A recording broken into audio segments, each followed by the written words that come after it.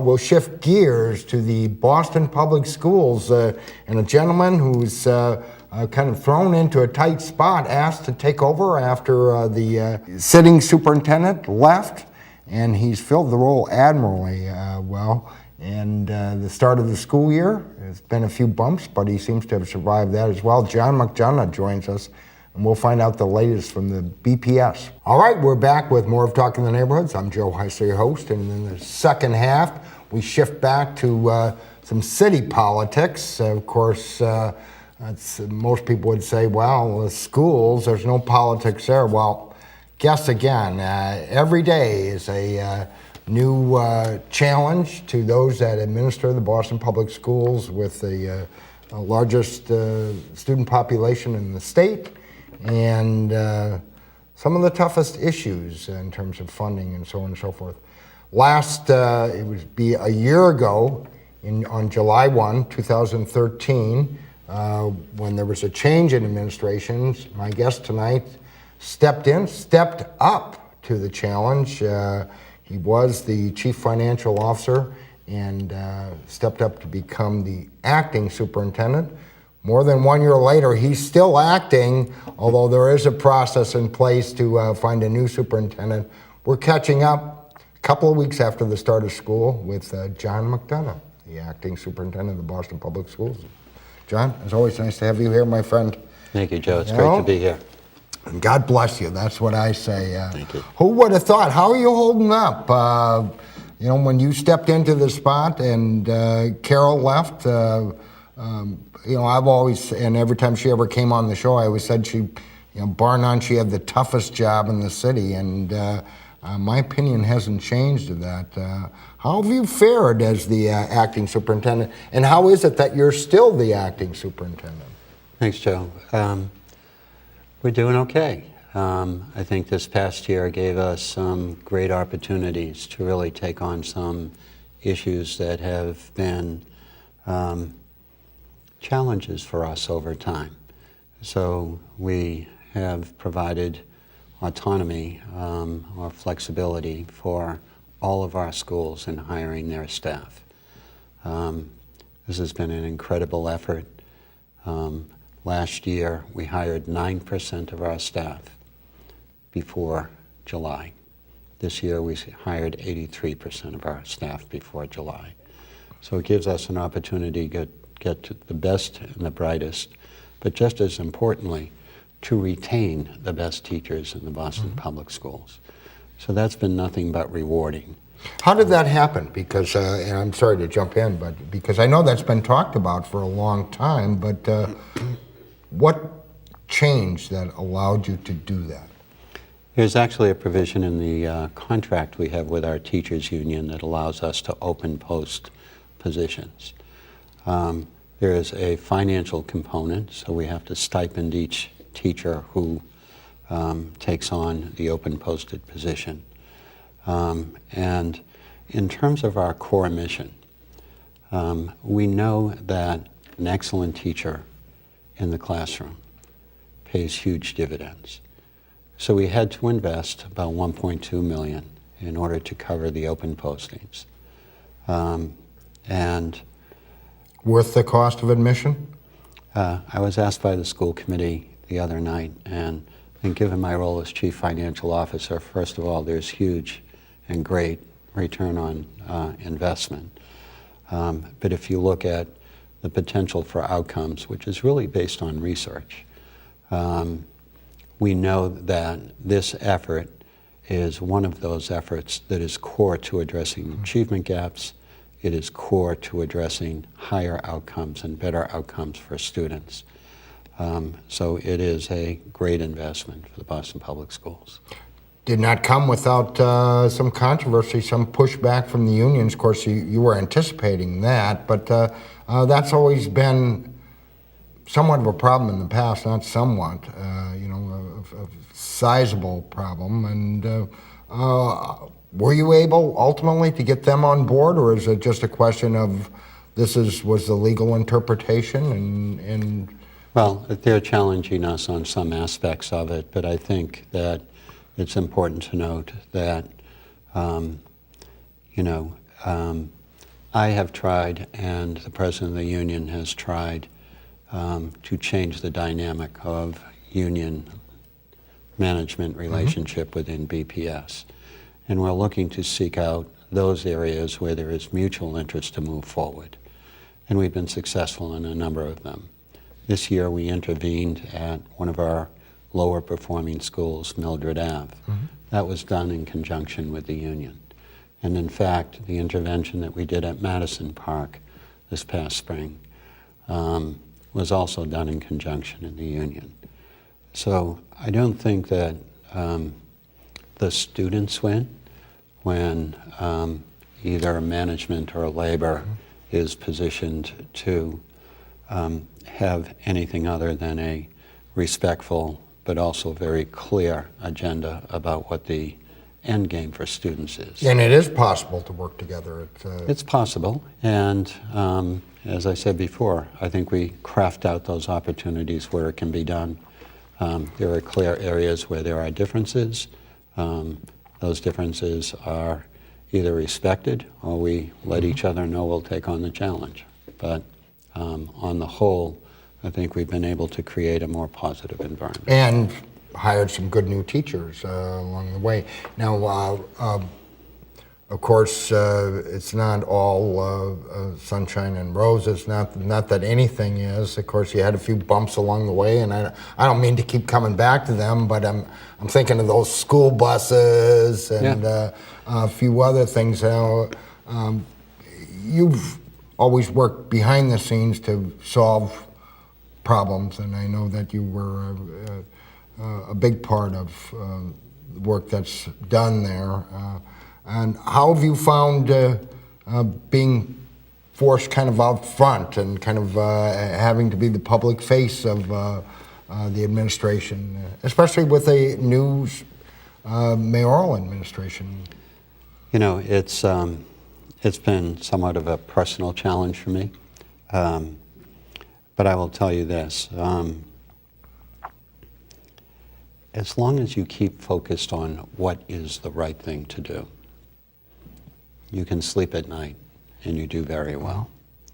I'm not abashed at taking on difficult issues, as long as we have a collective understanding at the end of the day, it is the right thing for students. I think transitioning into the superintendency and then having the opportunity to transition with the new mayor has been an incredible opportunity. It's an opportunity for the city, it's an opportunity for the district, it's an opportunity for me personally. Mayor Walsh has been very clear about his priorities for all students in the city.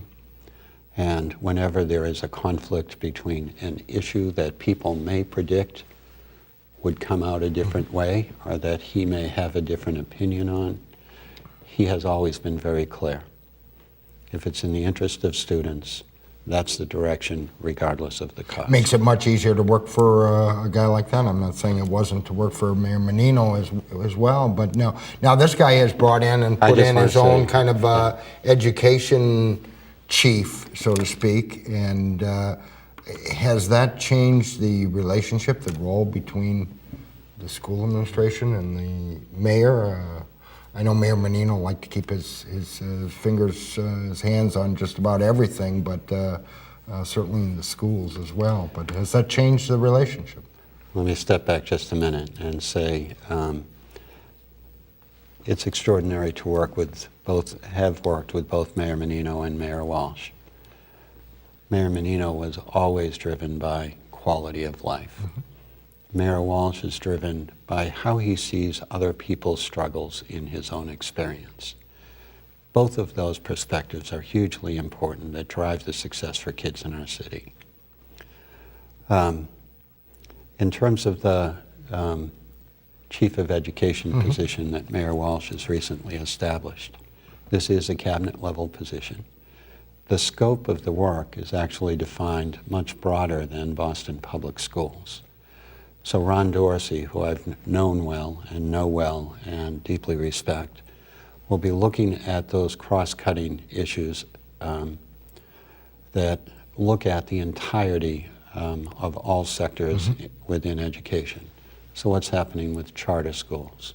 What's happening in higher education? What's happening in early education?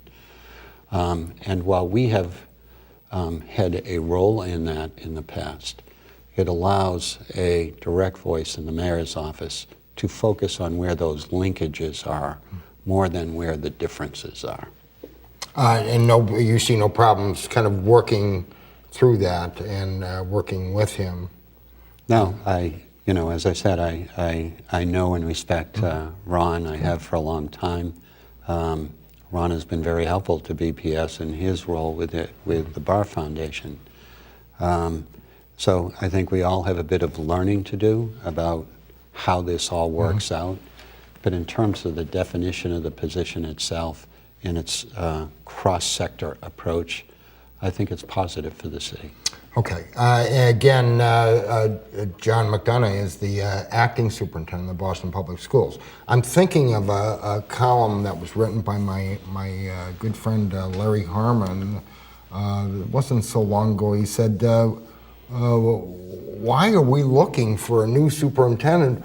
We got the guy that should be running the schools. And it might be a little hyperbole here, don't get me wrong, but he said this is a guy that's not afraid to act. He's not afraid to kind of make some of those tough choices that some of the superintendents of the past were afraid they were going to step on toes, be it union, be it politicians, what have you. Have you given any thought to that? There isn't the search was extended. It is going on. So here's why not John McDonough as the superintendent, the permanent superintendent of public schools? So as you know, Joe, I've been with the Boston Public Schools now for more than 40 years.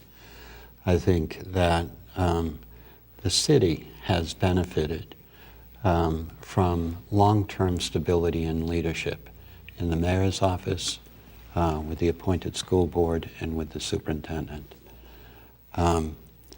I am at a position where I don't see my ability to be here for that next long stretch. I came into this position offering to be of service. To the extent that I continue to be of service until the next superintendent is selected, that's my goal. I think what you can expect is that based on the current timeline, the search has been extended till December. I believe that there will be an identification of a list of final candidates at that point, and that sometime in the subsequent months, there'll be a public process and a selection of a new superintendent. Did you at least give it some thought? I think I knew from the beginning, I'm not your next 10-year superintendent. I'm not your next 8-year superintendent. And I think the city is best positioned to build on its strength. And that strength is long-term commitment and long-term stability. It's been an extraordinarily exciting year. We have opportunities before us that we've never had before. We're able to bring perspectives to conversations that have not been there before. And I think all of that ultimately benefits those students who attend BPS, and that's what we need to achieve. Well, and you raise an interesting point because as you know, there's so many changes going on, and there's so many more that will go on in the next. You talk about the next decade. As whoever the new leader is, the challenges. What do you see as the biggest challenge facing the next superintendent, based on the experience that you've now just had? Get the buses rolling on time. The buses will roll on I'm teasing, but I'm not teasing. I'm kidding. But please. I think challenges for the next superintendent, I think number one is to be clear that it is okay to build on strength. What do you mean by that? I mean that history does not start on day one. That typically there are very good things that happen in Boston Public Schools, and that by assessing accomplishments over a period of time that begin with any specific person's term is probably not the best approach. So build on strengths. Be very clear and very focused about what your mission is. And then do everything in your way to mobilize the organization in a way where it is focused solely on that mission. There's a lot of noise that happens all around us. And don't let it distract you, don't let it... That's a tough part of the job, but I think to the extent that a superintendent is able to have clarity about goals, mission, goals, and strategies, focus on execution and fine implementation of those strategies in order to achieve those goals. Well, there's always, the expectations game, and of course, nothing kind of leads to that more than I think it's fair to say standardized testing, and there's a lot of pros and cons to on both sides of it, but it appears that it's in one way, shape, or form it's here to stay, whether it's MCAS or park testing, and I understand the city of Boston is moving towards that, and but the MCAS results just came out. And I know there was some good news in there, but some of that, or maybe most of it, kind of got lost because there's more underperforming schools, more threats of state takeovers of schools, and I know BPS has gone through that. And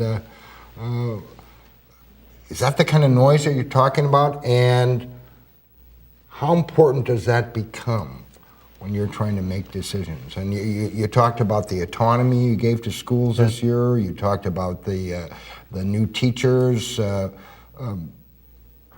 it hard to kind of keep up that momentum if people don't see, kind of immediate gratification, immediate progress on that front? I think we have a lot to do in trying to switch the dynamic where people are able to focus on both the successes that are to be celebrated, as well as legitimate concerns about performance in specific schools, but just not to allow it to be lost.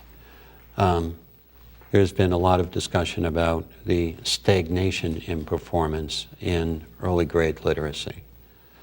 Boston Public Schools actually increased performance in grade 3 literacy, a trend that outperforms the state.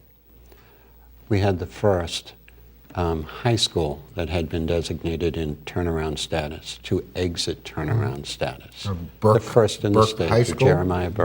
Jeremiah Burke High School. 2 of our schools were named as commendation schools, the Hurley in the South End and the Conley in Rosendale, for increasing the number of students that are at proficiency. Boston International High School, a high school that serves largely English language learners, went from level 3 to the highest level, level 1. The Russell School in Dorchester, that has a large Haitian population, went from level 3 to level 1.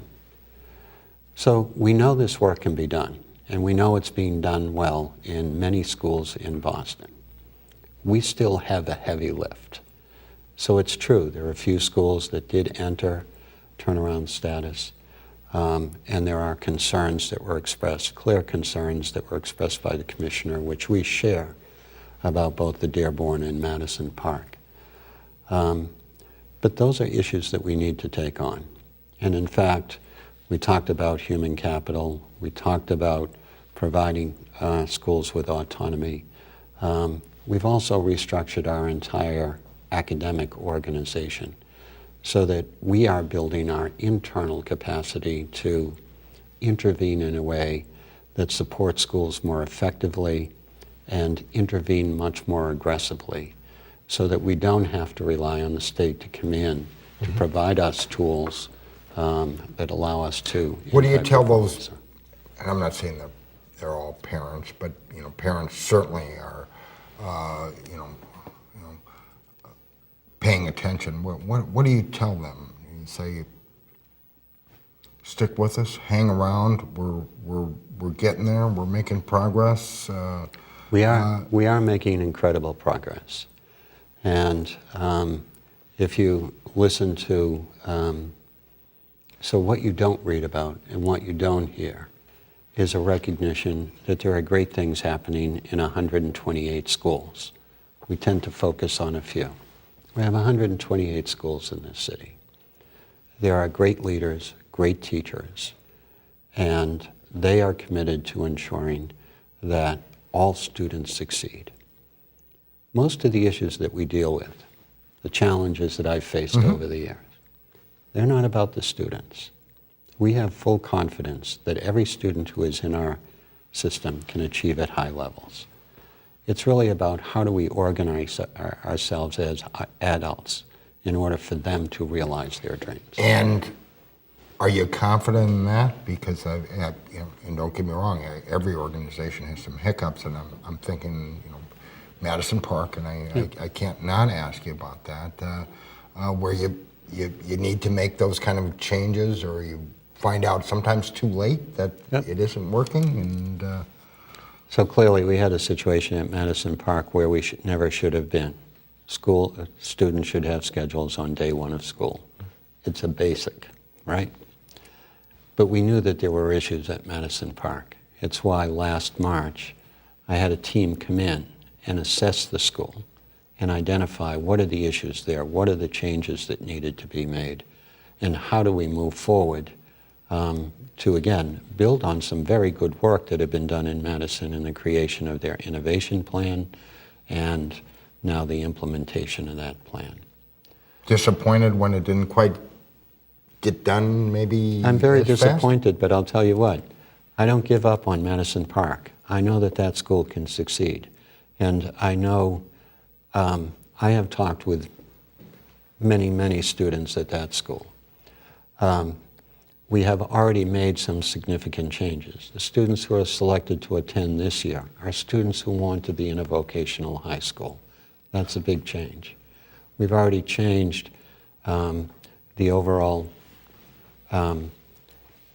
each day, the schedule each day, so that it is more in line with what vocational technical high schools do.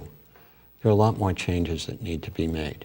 The fundamental thing that is required at Madison Park is that it needs a culture that is driven solely by student interest.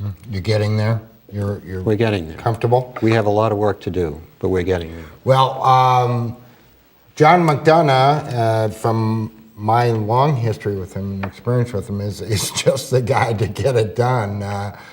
He's never shirked from responsibility or any heavy lifting. Still the chief financial officer as well as the acting superintendent of the Boston Public Schools. John, I got to tell you, I think you've done an incredible job for whatever my opinion's worth, and I appreciate you coming in and talking. You got, well, you still got some time to change your mind if you decide to, but I hear you. I think the pathway is clear. Thank you, John. Thanks. Keep up the good work. You're watching Talking to the Neighborhoods here on the Boston Neighborhood Network. And of course, we're here tonight and every Monday night at the same time. We'll be back next week at the same time. We'll be looking at the Suffolk County Sheriff's race. The Sheriff Steve Tompkins will be joining us, and as well as another guest. Till then, for the entire staff and crew here at BNN, I want to thank you for watching. Have a pleasant evening. Good night.